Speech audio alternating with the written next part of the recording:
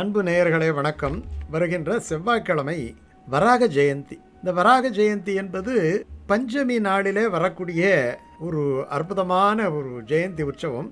இது பெரும்பாலும் சித்திரை மாதம் என்று சொல்வார்கள். ஆனால் சாந்திரமான முறையிலே சித்திரை மாதம் என்பது பங்குனி மாதம் அமாவாசைக்கு பிறகு பிறந்து விடுவதாலே இந்த சித்திரை மாத ஜெயந்தி என்பது ரொம்ப விசேஷமாக வராக ஜெயந்தி திருநாளாக கொண்டாடப்படுகிறது. பூமியிலே யாராவது ஒரு அரக்கனை அழித்தவர்கள், சூரனை அழித்தவர்கள், இப்படி ஏதாவது ஒரு காலத்திலே ஒரு காரணத்துக்காக ஒரு அவதாரம் நிகழ்ந்திருக்கும். ஆனால் இந்த பூமியை காத்த அவதாரம் எது என்று சொன்னால் வராகப் பெருமாள். தன்னுடைய எயிற்றிடை என்று சொல்லக்கூடிய 2 கொம்புகளுக்கு நடுவிலே இந்த பூமி என்றால் நம்ம வசிக்கக்கூடிய இந்த பூமி மட்டும் கிடையாது. ஆழ்வார் சொல்றாரு, 7 உலகு எயிற்றினில் கொண்டானுங்கிறார். எல்லா உலகங்களையும் கொண்டு போய் இந்த இரண்யாட்சன் கடலுக்கு கீழே வச்சுட்டானான். பூமி தேவி ரொம்ப கஷ்டப்பட்டா. தன்னுடைய பிள்ளைகளெல்லாம் கஷ்டப்படுவதைக் கண்டு தாயான பூமி தேவி கஷ்டப்பட்டு பெருமாளை பிரார்த்தனை செய்ய பெருமாள் வராக அவதாரம் எடுத்து, ஏன்னா வராக அவதாரம் என்றால் நீரிலும் நிலத்திலும் மிக எளிதாக செல்லக்கூடிய அவதாரம். அது 3வது அவதாரம். மச்ச அவதாரம், கூர்ம அவதாரம், அதுக்கப்புறம் வராக அவதாரம் தான் எடுக்கிறார். கிருஷ்ணபட்ச பஞ்சமியிலே எடுக்கிறார். அப்படிப்பட்ட வராக பெருமான் அவ்வளவு அழகாக இருப்பார். கோலவராகம், கோலம் என்னாலே அழகுன்னுட்டு அர்த்தம். வராக பெருமாள் இன்றைக்கும் ஸ்ரீமுஷ்ணத்தில் போய் நீங்கள் பார்க்கலாம். ஆதிவராக கஷேத்திரம் அது ரொம்ப பிரம்மாண்டமான கோயில். இன்றைக்கி ரொம்ப சேவார்த்திகள் வருகிறார்கள் அந்த கோயிலுக்கு. அங்கே பார்த்தீங்கன்னா சாலக்கிராம மூர்த்தி இடுப்பில் கையை வச்சுக்கிட்டு என்ன அழகாக தெரியுமா காட்சி தருவார். அங்கே இருக்கிற உற்சவமூர்த்தி அதை விட கொள்ளை அழகாக இருப்பார். யக்ஞவராக மூர்த்தி அப்படின்னுட்டு அர்த்தம். இப்படி ஆதிவராகம், யக்ஞவராகம், பிரளய வராகம் என்று வராக பெருமாளுக்கு பலவிதமான மூர்த்தி அடையாளங்களெல்லாம் இருக்குது.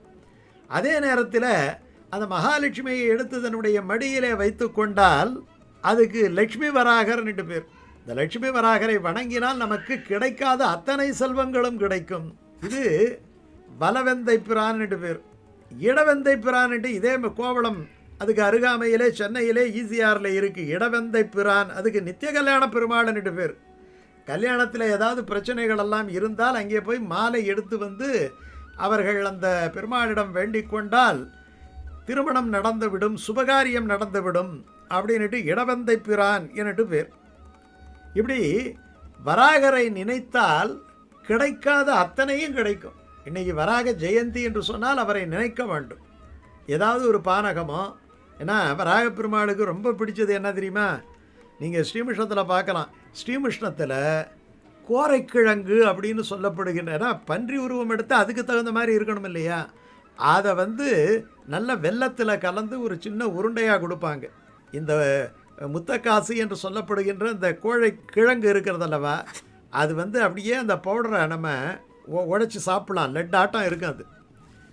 அது அதில் டெய்லி தயார் பண்ணுறது, பெருமாளுக்கு அம்சம் பண்ணுறதுக்குனே தயார் பண்ணுறது ரொம்ப அற்புதமான ஒரு நிவேதனம்.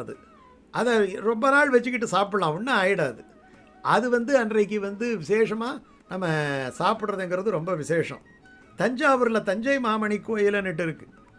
இந்த இரண்யாட்சனை அழிச்சு பூமியை உத்தாரணம் பண்ணி கொண்டுட்டு வந்துட்டார். கொண்டு வந்த பிறகு என்ன ஆயிடுச்சுன்னா, அந்த வம்சாவளியிலே தாய்வழி பேரன், அந்த தாய்வழி பேரன், அதாவது இரண்யாட்சனுடைய மனைவியினுடைய வழியிலே ஒரு பேரக்குழந்தை, அவனுக்கு தண்டகாசுரன் என்று பேர். அந்த தண்டகாசுரன் மறுபடியும் இந்த முனிவர்களையெல்லாம் ஹிம்சை பண்ணாராம். ஏன்னா பெருமாள் எங்கே இருக்கிறாருன்னு தெரியல. இந்த சாதுக்களையெல்லாம் நம்ம இந்த போலீஸ்காரங்கெல்லாம் என்ன பண்ணுவாங்கன்னா, அந்த குறிப்பிட்ட ஆள் வரணும் என்றால் அவனை சார்ந்தவர்களை கொண்டு போய் ரொம்ப ஏதாவது ஒரு விஷயத்தில் துன்புறுத்துகின்ற பொழுது, இல்லை அவர்களை கைது செய்கின்ற பொழுது அவர்கள் வந்து விடுவார்கள், சம்மந்தப்பட்டவர்கள் வந்து விடுவார்கள், அந்த குற்றவாளிகள் வந்து விடுவார்கள் அப்படின்ட்டு நினைக்கிற மாதிரி இவர் என்ன பண்ணார், இவர் அந்த முனிவர்களையும் சாதுக்களையும் மிக மிக சிரமப்படுத்த அவர்களெல்லாம் இறைவனை வேண்ட மறுபடியும் அந்த தண்டகாசுரனை அழித்தார். அதனால் அங்கே ஒரு வராக பெருமாள் கோயில் ஒன்று இருக்குது. கல்லிடை குறிச்சி என்னட்டு திருநெல்வேலி பக்கத்தில் ஒரு அற்புதமான இடம் இருக்குது. அந்த இடத்துல வராக பெருமாள் அந்த ஸ்தாபனம் பண்ணுறது யாருன்னு சொன்னால் குபேரன் ஸ்தாபனம் பண்ணது. நம்மாழ்வார் அவதாரம் செய்த ஆழ்வார் திருநகரி அங்கே ஆதிநாதர் சன்னதிக்கு பின்னாடி இருக்குது. பெரும்பாலும் பார்த்திங்கன்னா நரசிம்மர் எப்படி லட்சுமி நரசிம்மர் இருப்பாரோ அதே மாதிரி பெரிய கோயில்களிலே வராகர் சன்னதியும் இருக்கும். நம்ம நரசிம்மர் சன்னதியை பார்ப்போம், ஜுவலா நரசிம்மரை பார்ப்போம், சக்கரத்தாழ்வாரை பார்ப்போம். ஆனால் வராக பெருமாள் சன்னதியிலே நின்று பிரார்த்தனை செய்தால் நம்முடைய எண்ணங்கள் அத்தனையும் அவர் நிறைவேற்றி வைப்பார். பிரான் உன் பெருமை பிறர் யார் அறிவார் என்று ஆழ்வார் சொல்கிறார். அந்த பிரானுடைய பெருமை அறியாததால் தான் நம்ம பெரும்பாலும் வராக பெருமான் வழிபாடு பெரிய அளவில் செய்கிறது கிடையாது. ஆனால் பல ஊர்களிலையும் வராக கஷேத்திரம் இருக்குது.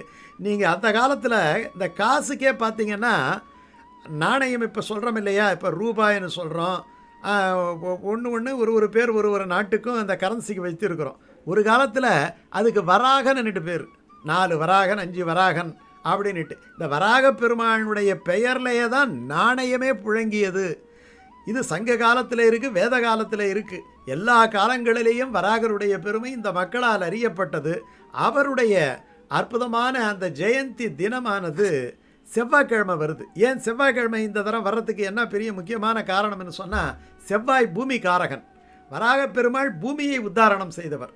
அந்த பூமியை உத்தாரணம் செய்தவர் அவருடைய ஜெயந்தி இந்த பூமிகாரகனான செவ்வாய்க்கிழமை வருவதுங்கிறது ரொம்ப சால விசேஷம். பஞ்சமி அதே அப்படியே நீங்கள் சக்தி வழிபாட்டில் மாற்றினீங்கன்னா நவகன்னியர் வழிபாடு இப்படின்னு சொல்லக்கூடிய வழிபாட்டுக்கு மாற்றினோம் அப்படின்னு சொன்னால், இதே வராக உருவத்தோடு இருக்கக்கூடிய அம்பாளுக்கு தான் வாராகின்னு பேர் அல்லது வராகின்னு சொல்லுவாங்க.